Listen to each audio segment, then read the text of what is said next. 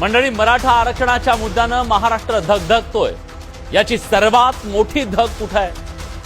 मराठवाड्यात। मुंबईत आलेल्या आंदोलकांमध्ये तुम्ही जर त्यांच्या गाड्या पाहिल्या तरी तुमच्या लक्षात येईल, आंदोलक मोठ्या संख्येनं जालना, संभाजीनगर, बीड, लातूर, परभणी, हिंगोली, नांदेड आणि धाराशिव मधून जास्त आले। त्याचं कारण काय माहितीये? मराठवाड्यातल्या मराठा समाजाला आजवर आरक्षणाचा लाभ मिळालेला नाहीये।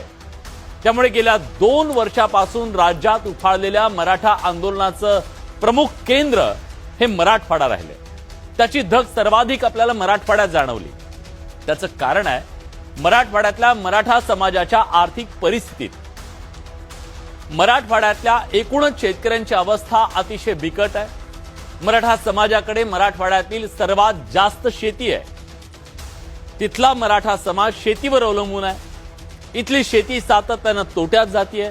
त्यामुळे प्रचंड मोठ्या प्रमाणात स्थलांतर सुद्धा होत आहे। त्यांना गावात नोकरी कामधंदा नाही, अशा मुलांची लग्न होत नाही। बिन लग्नाच्या बेरोजगार पोरांची तांडेची तांडे तुम्हाला गावोगावच्या वेशीवर, ओट्यांवर आणि पारांवर दिसतील। शेती जगू शकत नाही, परिस्थितीमुळे उच्च शिक्षण घेऊ शकत नाही, शिक्षण नाही म्हणून नोकरी नाही, अशा दुष्टचक्रात अडकलेल्या मराठवाड्यातल्या मराठा समाजाचा तरुण आज अस्वस्थ आहे। त्या अस्वस्थतेवर त्याला आरक्षण हा एकमेव उपाय वाटतोय। त्या आशेनं गावागावातून तरुण मुंबईत धडकले। जो आक्रोश मराठवाड्यात आहे तसा आक्रोश तुम्हाला विदर्भ, पश्चिम महाराष्ट्र आणि कोकण, उत्तर महाराष्ट्रात दिसत नाही। कारण या प्रदेशात लाखो कुणबी नोंदी सापडलेल्या आहेत। त्यांना काहीतरी आरक्षणाचा लाभ मिळालेला आहे आणि ते आरक्षणाची लाभार्थी ठरले। त्याबरोबर तिथली सधनता ही मराठवाड्याच्या तुलनेत जास्त आहे। पण मराठवाड्यातल्या कुणबी नोंदी शोधण्याचं काम ज्या शिंदे समितीनं केलं त्यात त्यांना फारसं यश आलं नाही। फारशा नोंदी सापडलेल्या नाहीत। त्यामुळे सापडलेल्या नोंदींच्या आधारे सरसकट मराठा समाजाला कुणबी प्रमाणपत्र द्या ही नवी मागणी मनोज जरांगे पाटलांनी आता केली। हैदराबाद गॅझेट लागू करण्याची मागणी केली। राज्याचे मंत्री नितेश राणेंनी न्यूज 18 लोकमतशी बोलताना मराठवाड्याचा प्रश्न सोडवण्यासाठी सरकार सकारात्मक असल्याचं सांगितलं।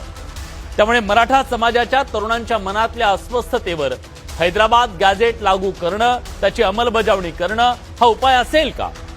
मराठवाड्यातला मराठा समाज सरसकट कुणबी करता येऊ शकेल का? त्यातल्या कायदेशीर अडचणी नेमक्या काय आहेत? आजवर ते का होऊ शकत नाहीये?